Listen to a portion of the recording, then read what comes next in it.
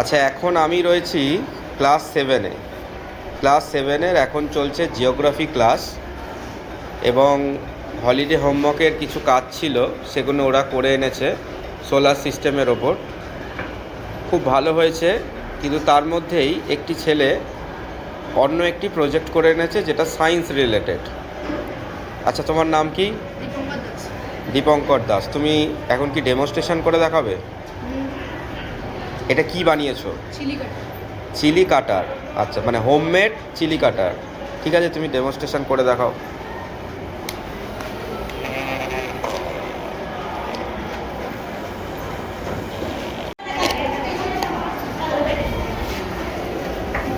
কত সুন্দরভাবে এবং ছোট্ট ছোট্ট পিসেস হয়ে কেটে গেল।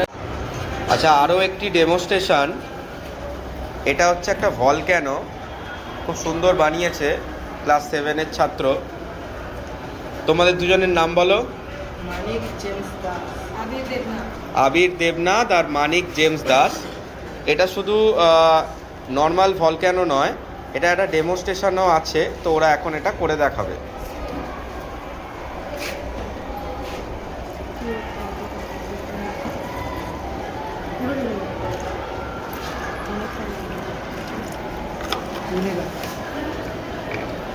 পরপর বলবে, প্রথমে কি দিলে?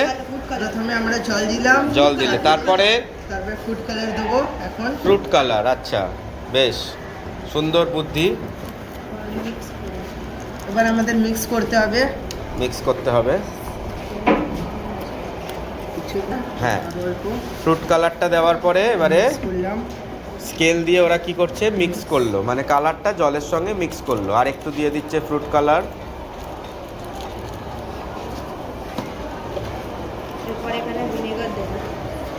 ভিনেগার দেওয়া হবে এখন। কি দিলে এটা? ভিনিগার। আচ্ছা, তারপরে দিচ্ছে বেকিং সোডা। প্রচুর আইটেম, একটার পর একটা কিন্তু ওরা দিতে থাকছে।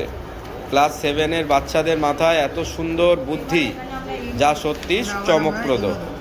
এবারে ঢালছে ইনো। আপনারা জানেন, অতি প্রচলিত ব্যবহারযোগ্য ইনো, সেটা কিন্তু দিয়ে দিচ্ছে, এবং এর ফলে কিন্তু আগ্নেয়গিরি থেকে লাভা নির্গত হবে। কি সুন্দর ওদের বুদ্ধি! বুদ্ধিকে সত্যি প্রশংসা করতে হবে।